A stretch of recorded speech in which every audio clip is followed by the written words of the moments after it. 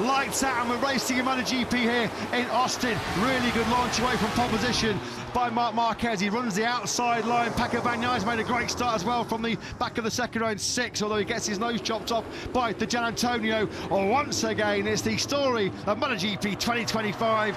It's 73 versus 93. Mark versus Alex Marquez. What can Marquez Bagnaia do?